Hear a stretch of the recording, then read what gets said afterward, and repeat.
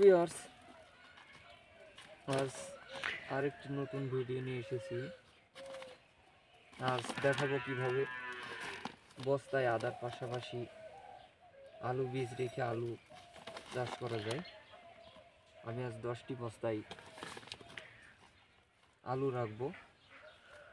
এগুলো এই যে আলুর বীজটা এইভাবে কেটে নিয়েছি। এটা হচ্ছে স্টিক জাত ডায়মন্ড না, এটা লাল আলুর লালটা। এটার ফলন আনুমানিক বিঘাকে 140 থেকে 50 মণ করে হয়। আমি তারই উদাহরণস্বরূপ কিছু অভিজ্ঞতার জন্য বস্তায় আলু রোপণ করতে যাচ্ছি। তো প্রথমত আমি এই বস্তাটিতে 3টি আলু বীজ রাখবো। আলুর বীজ 1টি থেকে 3টি 4টি বা 2টি করে কাটা হয়েছে। এই যে দেখুন, এভাবে বীজটা কেটে নিয়েছি। তো আপনারা দেখতে থাকুন কিভাবে বীজটা রাখি। আচ্ছা, প্রথমে বস্তাতে মাটি রেখে কিছু সার ডিএপি টিএসপি মিশ্রিত কিছু মাটি রেখে এখানে বীজটা রোপণ করবেন। একটি বস্তাতে 3টি করে আলু রাখবেন। আমি 3টি করে আলু রাখছি একটি বস্তাতে, দেখি কি হয়। এই যে দেখুন কিভাবে রাখতে হয়। এই যে এভাবে আলুর বীজটা এভাবে রেখে দিবেন। এভাবে রেখে দিয়ে যে এভাবে রেখে দিবেন। এই যে 3টি বীজ রাখছি। বস্তার মাটিটা আলগা করে নেবেন, তাহলে হবে। নিচে দিয়ে মাটিগুলো সমান করে দেবেন। ইনশাল্লাহ বস্তা থেকে আলুর চারা বের হবে। এখানে আরেকটি বস্তা রাখছি। এখানে বস্তার মাটিটা আলগা করে নিতে হবে।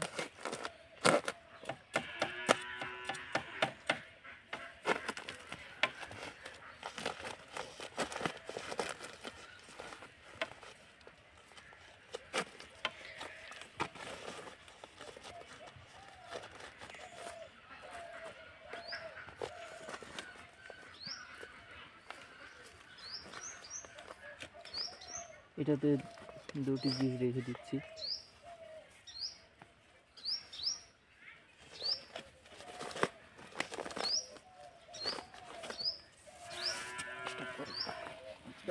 রাখছি। বস্তাগুলো একত্রিত করা নাই, ভিন্ন ভিন্ন করে রাখা আছে।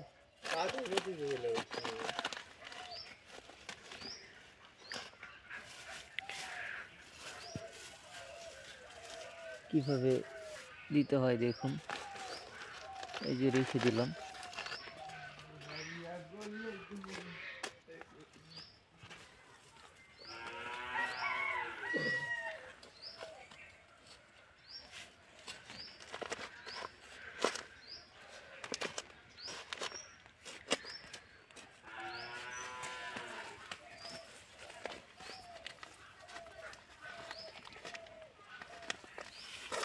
বস্তার মাটি এভাবে আলগা করে নেবেন।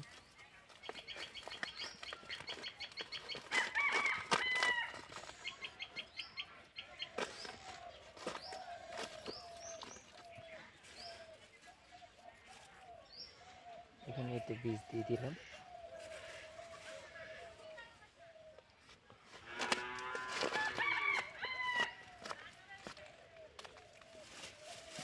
এখানে দেওয়া হলো।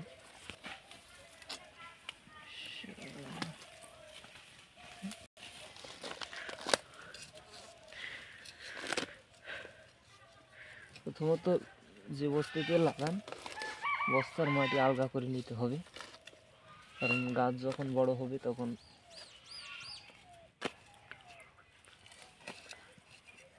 আলু বড় হতে থাকবে।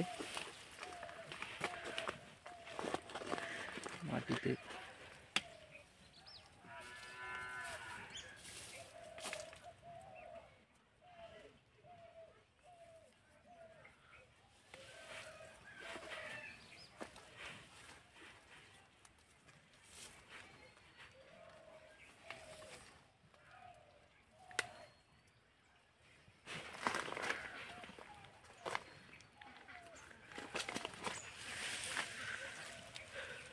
পুরো বস্তার মাটি হালকা করে নেবেন।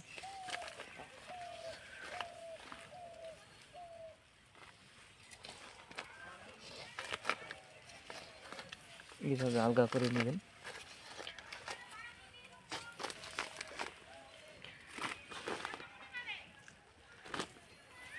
এভাবে দাগ করে নেবেন।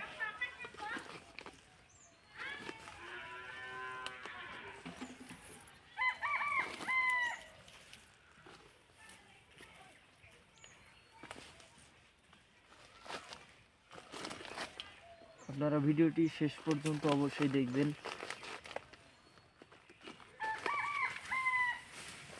ভিডিও শেষ পর্যন্ত না দেখলে হয়তো বা A to Z সব কিছু বুঝতে পারবেন না। এই যে এটা হচ্ছে সাদা ডায়মন্ড। স্টিকের পাশাপাশি একটি বস্তায় সাদা ডায়মন্ড আলু রাখবো, তাতে বোঝা যাবে কোন আলুর ফলন কতটুকু, কি পরিমাণ আলু বস্তাতে উৎপন্ন হবে সেটা বোঝা যাবে। বস্তাতে একটু যথেষ্ট পরিমাণে খাবার রাখবেন, যেগুলো দিতে হয় আর কি।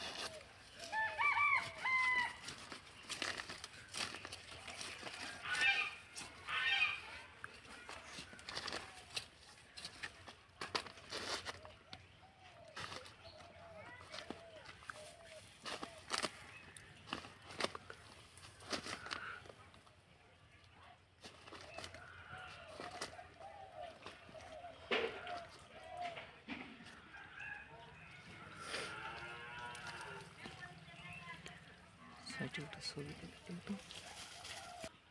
ছাপলো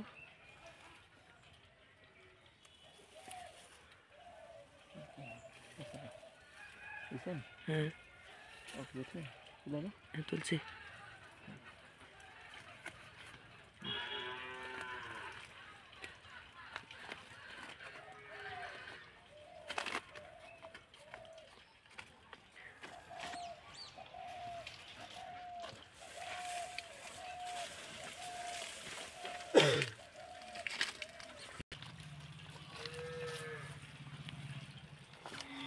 যে কোনো কিছু দেখো আমি